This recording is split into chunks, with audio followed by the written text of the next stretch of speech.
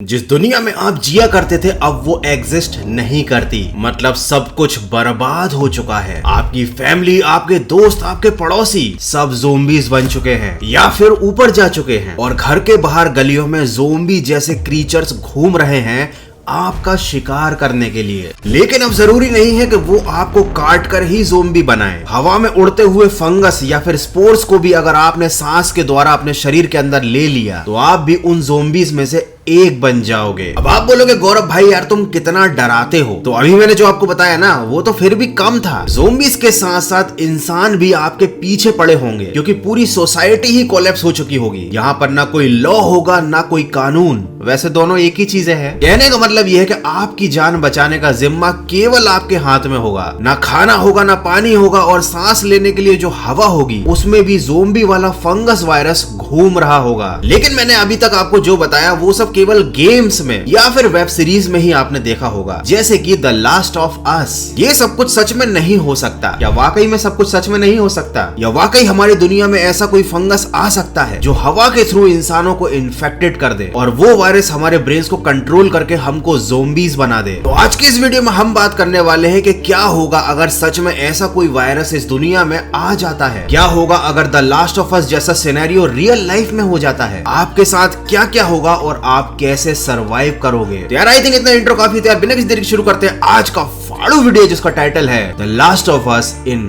Real life.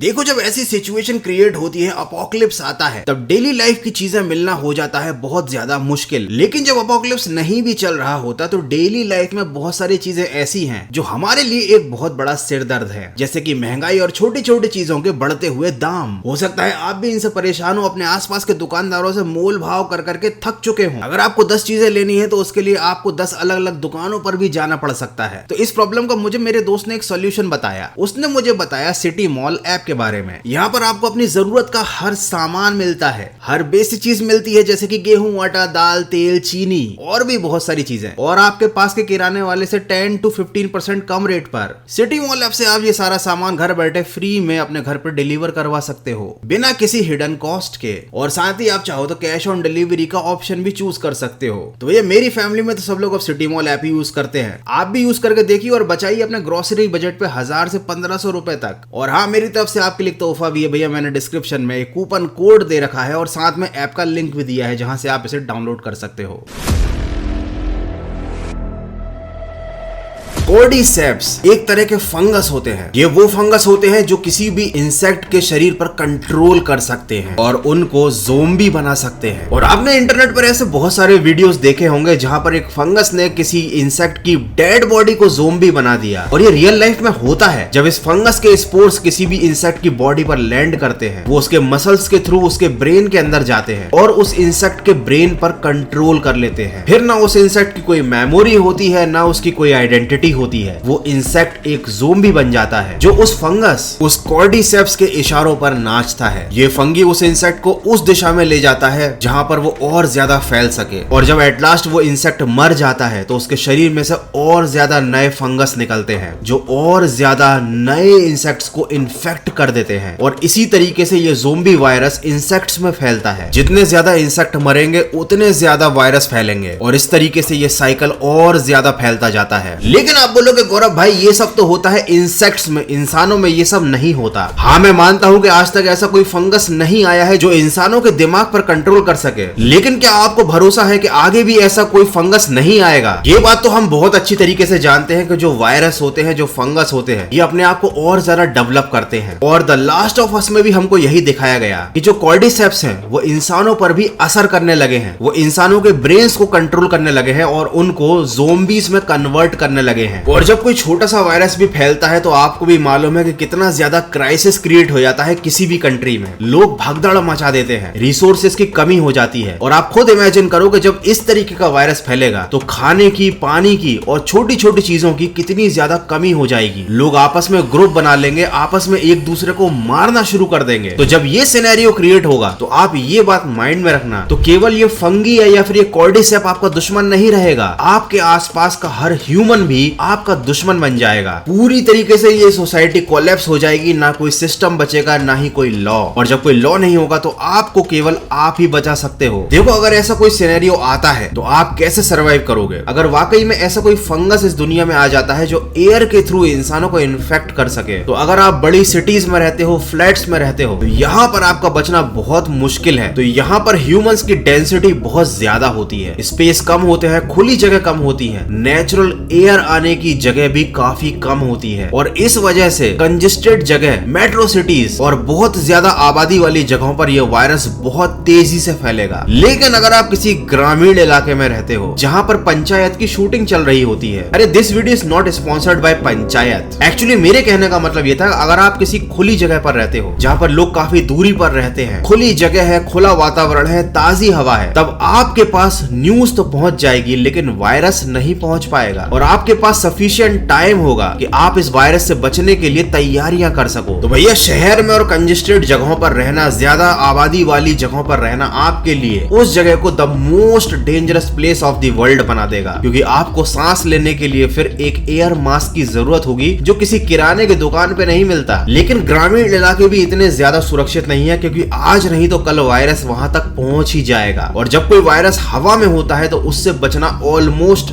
नामुमकिन होता है। अब आपको केवल कुदरत बचा सकती है, वो भी ठंडे इलाकों की, क्योंकि ये जो स्पोर्स रहते हैं, ये जो हवा में उड़ने वाले बैक्टीरिया रहते हैं, इनका मेन एम होता है रीजनरेट करना खुद को। ये चाहते हैं खुद को रिप्रोड्यूस करना, और बहुत ज्यादा ठंडी जगहों पर ये रिप्रोडक्शन नेचुरली नहीं हो पाता। तभी आपने देखा होगा कि बहुत ठंडी जगहों पर ना बहुत ज्यादा पेड़ होते हैं, ना बहुत ज्यादा वायरस होते हैं, क्योंकि सब कुछ जम जाता है। और यही जमा देने वाली ठंडी जगह आपको इस वायरस से बचा सकती है, क्योंकि यहाँ पर ये वायरस काम नहीं करेगा। अब आप बोलोगे, गौरव भाई हम तो रहते हैं इंडिया में, यहाँ पर जमा देने वाली ठंड तो कहीं पर होती नहीं है शिमला के अलावा, और शिमला में भी 12 महीने ठंड नहीं होती, तो हम क्या करें? अपने फ्रिज में जाकर बैठ जाएं? तो भाई देखो, आपको जो करना है वो आप करोगे, मैं केवल आपको डरा सकता हूँ। एनीवे, डराने वाली बात नहीं है, मैं केवल आपको एक सिनेरियो एक्सप्लेन कर रहा हूँ। अगर आप भारत की किसी भी ठंडी जगह पर हो तो आप सबसे ज्यादा सुरक्षित हो, क्योंकि ना यहाँ पर वायरस फैल सकता है, ना ही रिप्रोड्यूस कर सकता है। और यहाँ पर जो इन्फेक्टेड लोग भी आएंगे वो बहुत ही जल्द ठंड की वजह से मारे जाएंगे, क्योंकि उनमें इतना दिमाग नहीं होता कि आग जलाकर खुद को गर्म कर ले। वो तो ज़ोंबीज हैं, लेकिन आप खुद को गर्म रख सकते हो। और ये ठंडी जगह ही ऐसी जगह होंगी जहाँ पर सिविलाइजेशन को फिर से रीस्टेबलाइज किया जा सकता है। लेकिन यहाँ पर फंगस नहीं है तो क्या हुआ, खतरे आपके लिए कम नहीं है, क्योंकि जितने भी गर्म जगहों के लोग हैं वो आपके पास आने की कोशिश करेंगे। और जैसा कि मैंने आपको बताया था कि इस दुनिया में ना कोई नियम है ना कोई कानून है, तो आपको फंगस और इन्फेक्शन छोड़कर इंसानों से खुद की रक्षा करनी पड़ेगी, क्योंकि आप किसी भी अनजान व्यक्ति पर आंखें बंद करके अब भरोसा नहीं कर सकते। क्योंकि सारी दुनिया में जब वायरस फैल चुका है तो हर कोई आपकी इस जगह पर आकर आपकी रिसोर्सेस का फायदा उठाना चाहेगा। इसका मतलब यह है कि ग्रामीण इलाकों में रहने वाले लोगों को अपने गांव को पूरी तरीके से सुरक्षित करना पड़ेगा, इन्फेक्टेड लोगों से भी और बाहर के इंसानों से भी। अब बात करते हैं कि क्या होगा अगर आपने बाय मिस्टेक एयर के थ्रू इस फंगस को अपने शरीर के अंदर एब्जॉर्ब कर लिया। देखो, शुरुआत में तो आपको वही सब होगा जो नॉर्मली होता है हर किसी को। मे भी हो सकता है आपको बुखार आए, आपका सिर दर्द करे, आपको उल्टियां हो, लेकिन धीरे धीरे ये आपको डिप्रेशन में डालेगा, आपके नर्वस सिस्टम पर कंट्रोल करेगा। ये वैसा ज़ोंबी अपोकलिप्स नहीं होगा जहाँ पर ज़ोंबी इंसानों के पीछे दौड़ लगाकर भागेंगे उन्हें काटने के लिए और खाने के लिए, क्योंकि यहाँ पर वायरस एयर के थ्रू फैल सकता है। तो जब फंगस आपके शरीर के अंदर होगा, ये सबसे पहले आपके ब्रेन पर, आपके नर्वस सिस्टम पर कंट्रोल लेगा। आप चाहकर भी अपने शरीर को अपने हिसाब से मूव नहीं कर पाओगे। ये वायरस पूरी तरीके से आपके शरीर को खोखला कर देगा और आप एक सुनसान जगह पर जाकर खुद को बंद कर लोगे, और उसके बाद आपके शरीर में ये वायरस फैलता जाएगा और आप एक दिन फट जाओगे। पूरी हवा में वायरस ही वायरस फैला दोगे। और यही तो ये वायरस, ये फंगस चाहता है कि जिस भी होस्ट के शरीर पर इसने कब्जा किया, उस होस्ट का शरीर एक्सप्लोड हो जाए और ढेर सारे वायरस इसको हवा में फैला दे, ताकि ज्यादा से ज्यादा लोग वायरस से इन्फेक्ट हो जाएं। और इसी तरीके से कॉर्डिसेप्स एग्जिस्ट करता है और सरवाइव करता है। लेकिन ये सब एक हाइपोथेसिस है। जो कॉर्डिसेप्स होते हैं उनको एक स्पेसिफिक टेम्परेचर चाहिए होता है। ये पूरी दुनिया के हर कोने में नहीं फैल सकते, ना ही खुद को रिप्रोड्यूस कर सकते। और सबसे अच्छी बात तो ये है कि ये ह्यूमन के ब्रेन्स पर तो कोई असर डाल ही नहीं सकते अभी तक। और ह्यूमन की बॉडी किसी इंसेक्ट के कंपेयर में काफी ज्यादा बड़ी होती है। तो अगर फ्यूचर में कोई ऐसा वायरस आता भी है जो ह्यूमन की बॉडी को कंट्रोल करना चाहता है, तो उसे एक ह्यूमन की बॉडी को कंट्रोल करने में शायद से महीनों या सालों का समय लग सकता है। और मैं आपको बता दूं कि ह्यूमन की बॉडी का टेम्परेचर इतना ज्यादा होता है कि कोई भी कॉर्डिसेप आपकी बॉडी में सरवाइव नहीं कर सकता, क्योंकि आपकी बॉडी खुद ही अपने आप में हीट जनरेट करती है। लेकिन अगर आप फिजिकल एक्टिविटीज नहीं करते हो, अपने शरीर को गर्म नहीं रखते हो, या फिर किसी बहुत ज्यादा ठंडी या बर्फीली जगह पर नहीं रहते हो, तो फ्यूचर में अगर ऐसा कोई वायरस फैलता है तो आप सबसे पहले सॉफ्ट टारगेट बन जाओगे। और आपके शरीर का इम्यून सिस्टम अगर स्ट्रॉन्ग नहीं है तो आप बहुत जल्दी इन्फेक्टेड हो जाओगे। तो इस तरीके के वायरस से बचने का एक बहुत ही सिंपल तरीका है। आप जिस भी टेम्परेचर पर रहते हो ये फर्क नहीं पड़ता, क्योंकि आप अपनी जगह नहीं बदल सकते। आप किसी वायरस के डर से एंटार्क्टिका पर जाकर नहीं रह सकते, लेकिन आप अपनी बॉडी के इम्यून सिस्टम को स्ट्रॉन्ग कर सकते हो। आप फिजिकल एक्टिविटी आज से स्टार्ट कर सकते हो ताकि आपका शरीर स्ट्रॉन्ग रहे, आपके शरीर में अच्छी खासी हीट हो, आपकी इम्यूनिटी बहुत ज्यादा हो। तो अगर आप कहीं पर भी रहते हो और इस तरीके का वायरस फैलता है तो ये आपके शरीर को टेक ओवर नहीं कर पाएगा। ये आपके शरीर में जाने के बाद भी खुद को रिप्रोड्यूस नहीं कर पाएगा और वहीं पर खत्म हो जाएगा। हो सकता है आपको छोटा मोटा बुखार आए या आपको बॉडी पेन हो, लेकिन आप एटलीस्ट ज़ोंबी तो नहीं बनोगे। अब आप बोलोगे गौरव भाई इतना लंबा चौड़ा वीडियो बनाने की क्या जरूरत थी, सीधे सीधे ही बोल देते कि जाओ और जिम को ज्वाइन कर लो। तो देखो, बाहर के एनवायरनमेंट को, बाहर की कंडीशंस को आप कंट्रोल नहीं कर सकते, लेकिन आप अपने शरीर को कंट्रोल कर सकते हो, उसको इम्यून बना सकते हो, उसको स्ट्रॉन्ग बना सकते हो। और चाहे इस दुनिया का कोई भी वायरस हो, चाहे वो पानी से फैले या हवा से फैले या